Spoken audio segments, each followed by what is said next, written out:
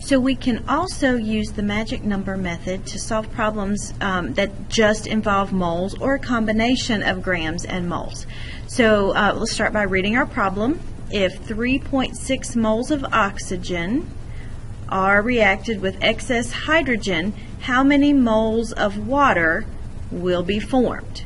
All right, so let's label our equation. We have 3.6 moles of oxygen, and we are looking for moles of water. So all we need is our mole row. We don't need any kind of grams, okay, because we're just dealing with moles here. So we do x and 2x. All right, so now what we're going to do is solve for x. So 0.36 equals x. Okay, easy enough. Now we just plug in that x value. So 2 times 0.36 gives me 0.72 moles of H2O. So there's my answer to my problem. All right, so you just don't use the grams. Let's look at another one. How many moles of nitrogen are needed to react with 0.76 moles of hydrogen? Then we have a second problem. How many moles of ammonia will be produced? Okay, so we want to know how many, sorry, I should have circled that, how many moles of ammonia. So we are looking for moles of nitrogen. We have 0.76 moles of hydrogen. We are also looking for moles of ammonia.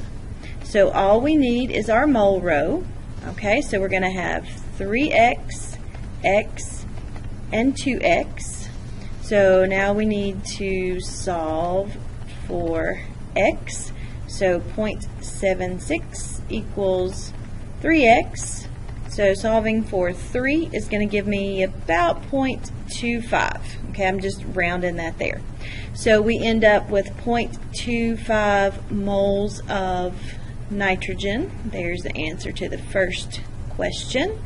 And then 2 times 0.25, we end up with 0.50 moles of ammonia. So there's the answer to the second part. So moles are actually fairly simple. I mean, there's no grams involved. You're basically just solving for x. So what do we do if there's a combination? So how many grams of magnesium bromide will be formed if 1.3 moles of HBr reacts with excess magnesium hydroxide?